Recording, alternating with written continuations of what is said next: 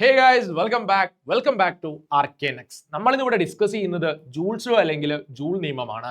നമുക്കറിയാം, ഒരു കണ്ടക്ടറിലൂടെ current pass ചെയ്തു പോകുന്ന സമയത്ത്, ഒരു ചാലകത്തിലൂടെ വൈദ്യുതി കടന്നു പോകുന്ന സമയത്ത് ആ ചാലകത്തിനകത്ത്, ആ കണ്ടക്ടറിനകത്ത് ഹീറ്റ് ഡെവലപ്പ് ചെയ്യും, താപം ഉൽപ്പാദിപ്പിക്കപ്പെടുമെന്ന് നമുക്കറിയാം. സോ അത്തരത്തിൽ താപം ഉൽപ്പാദിപ്പിക്കപ്പെടുമ്പോൾ അവിടെ ഏതൊക്കെ ഇക്വേഷൻസ് ഉണ്ടാകുമെന്നുള്ള കാര്യങ്ങൾ നമ്മൾ ഡിസ്കസ് ചെയ്യുന്നു. സോ ഫസ്റ്റ് ഓഫ് ഓൾ, ഒരു കണ്ടക്ടറിലൂടെ കറണ്ട് പാസ് ചെയ്യുമ്പോൾ അവിടെ ഡെവലപ്പ് ചെയ്യുന്ന ഹീറ്റ് എന്ന് പറയുന്നത് ആ കണ്ടക്ടറിലൂടെ ഫ്ലോ ചെയ്തുകൊണ്ടിരിക്കുന്ന കറണ്ടിന്റെ സ്ക്വയറിന് പ്രൊപ്പോർഷണൽ ആയിരിക്കും.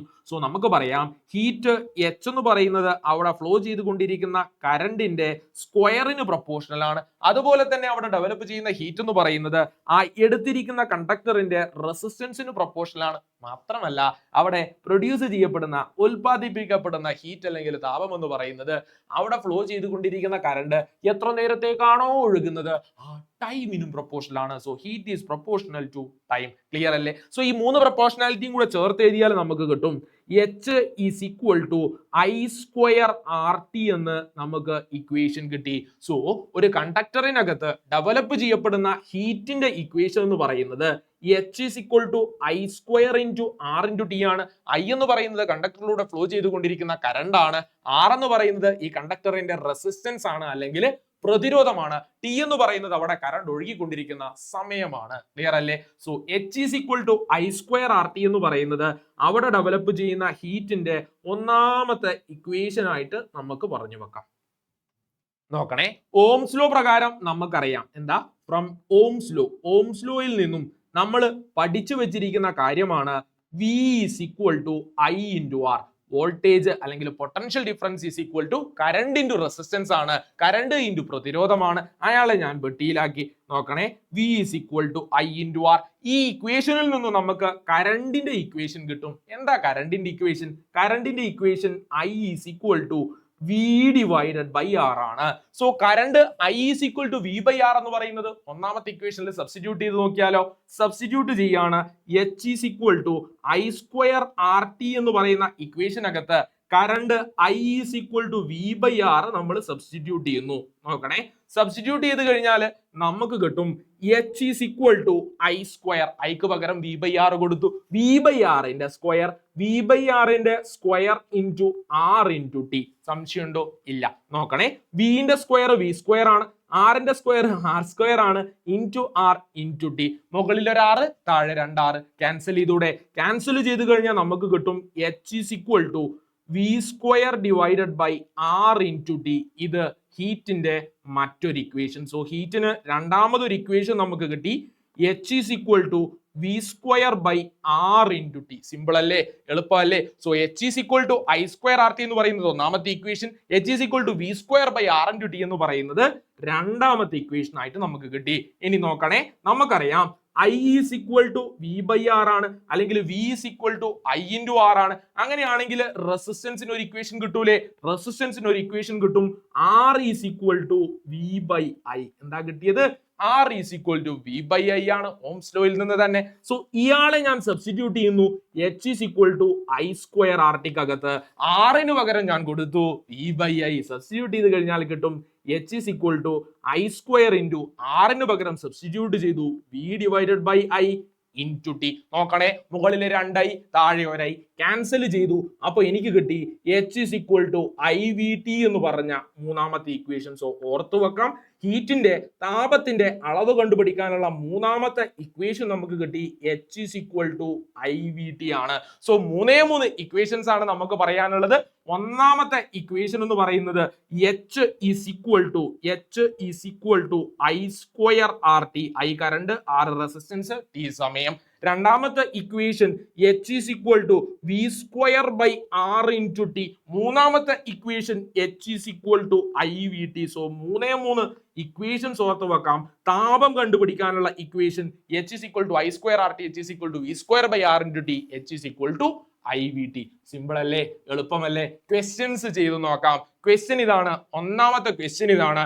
If 7500 joule of heat is produced in 30 seconds in a conductor having 250 ohm resistance, what is the current through the conductor? So 250 പ്രതിരോധമുള്ള ഒരു ചാലകത്തില് 30 സെക്കൻഡ് സമയം കൊണ്ട് 7500 ജൂള് താപം ഉൽപ്പാദിപ്പിച്ചിട്ടുണ്ടെങ്കിൽ ആ ചാലകത്തിലൂടെയുള്ള കറണ്ട് കണ്ടുപിടിക്കണം. നോക്കണേ, തന്നിരിക്കുന്നത് ഹീറ്റ് ആണ്. ഹീറ്റ് എന്ന് പറയുന്നത് 7500 ജൂളാണ്. അതുപോലെ തന്നെ സമയം തന്നിട്ടുണ്ട്, അത് 30 സെക്കൻഡ് ആണ്.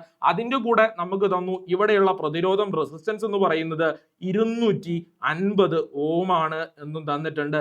എന്താ കണ്ടുപിടിക്കേണ്ടത്? കണ്ടുപിടിക്കണം കറണ്ട്. ഏത് ഇക്വേഷൻ ഉപയോഗിക്കാം? ഹീറ്റും ടൈമും റെസിസ്റ്റൻസും തന്നു, കറണ്ട് കണ്ടുപിടിക്കണം. ഹീറ്റിന്റെ ഒന്നാമത്തെ ഇക്വേഷൻ എന്താ? ഒന്നാമത്തെ equation H is equal to I square R into T ആണ്. സോ ഈ ഇക്വേഷനിൽ നമ്മൾ ഹീറ്റ് സബ്സ്റ്റിറ്റ്യൂട്ട് ചെയ്തു. 7500 I square ആണ്, നമുക്കറിയില്ല, അവിടെ നിൽക്കട്ടെ.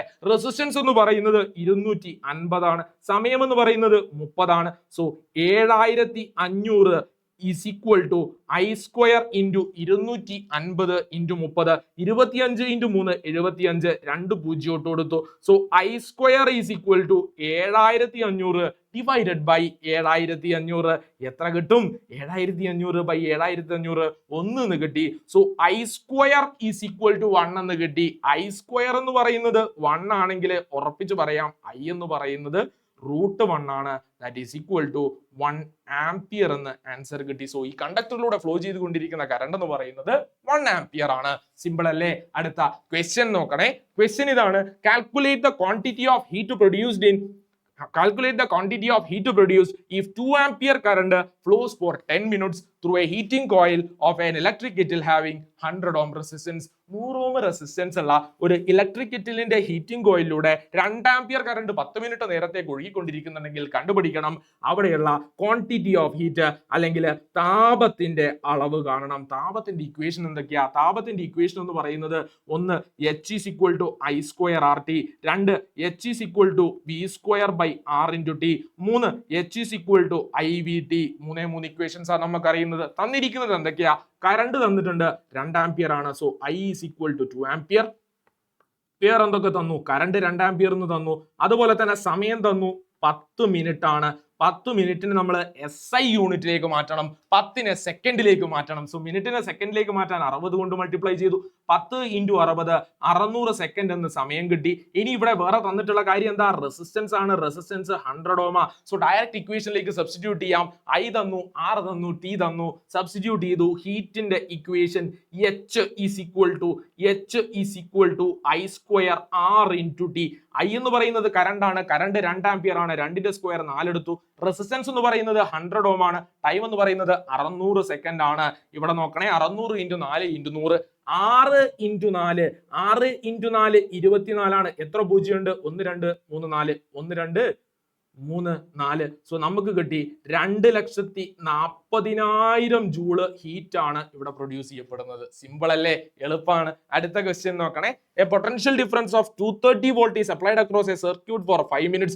230 വോൾട്ടേജ് ഒരു സർക്യൂട്ടിലൂടെ അപ്ലൈ ചെയ്തു 5 മിനിറ്റ് നേരത്തേക്ക്. If the resistance in the circuit is given below, calculate the current and heat in each case. So നമുക്ക് തന്നു ഇവിടെയുള്ള വോൾട്ടേജ് അല്ലെങ്കിൽ പൊട്ടൻഷ്യൽ ഡിഫറൻസ് എന്ന് പറയുന്നത് 230 വോൾട്ട് ആണ്. സംശയമുണ്ടോ? ഇല്ല.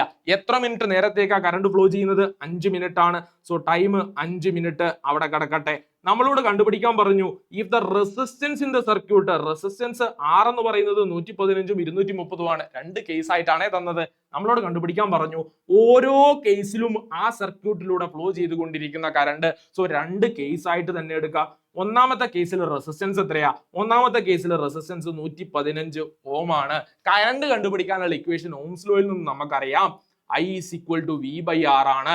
വോൾട്ടേജ് 230 വോൾട്ട് ആണ്. റെസിസ്റ്റൻസ് എന്ന് പറയുന്നത് 115. 230 ഡിവൈഡഡ് ബൈ 115 എടുത്തു കഴിഞ്ഞാൽ നമുക്ക് 2 ആംപിയർ കറണ്ട് ആണ് അവിടെ ഫ്ലോ ചെയ്യുന്നതെന്ന് മനസ്സിലാവും. രണ്ടാമത്തെ കേസിൽ എന്താ? വോൾട്ടേജ് 230 വോൾട്ട് തന്നെ. ടൈം എന്ന് പറയുന്നത് 5 മിനിറ്റ് തന്നെ. ടൈമിന് ഇവിടെ പ്രസക്തി ഉണ്ടോ? ഇല്ല. നോക്കണേ, കറണ്ട് കാണുന്നത് V/R എടുത്തുകൊണ്ടാണ്, വോൾട്ടേജ് ബൈ റെസിസ്റ്റൻസ് എടുത്തുകൊണ്ടാ. ഇവിടെ റെസിസ്റ്റൻസ് എന്ന് പറയുന്നത് 230 ഓം ആണ്. സോ നമ്മൾ ഇവിടെയും കറണ്ട് കണ്ടുപിടിച്ചു. I is equal to V/R ആണ്. വോൾട്ടേജ് എന്ന് പറയുന്നത് 230 വോൾട്ട് ആണ്, ഡിവൈഡഡ് ബൈ റെസിസ്റ്റൻസും 230 തന്നെ. 230/230 1 ആംപിയർ എന്ന് ആൻസർ കിട്ടി. സിമ്പിൾ അല്ലേ? സോ നമ്മൾ ഇവിടെ ഡിസ്കസ് ചെയ്തു ജൂൾസ് ലോ. ജൂൾസ് ലോയുമായി ബന്ധപ്പെട്ട 3 ഇക്വേഷൻസ് ഓർത്ത് വെക്കാം. ഒന്ന് H is equal to I²RT, and H is equal to V²/R into T, 3 H is equal to IVT. Bye.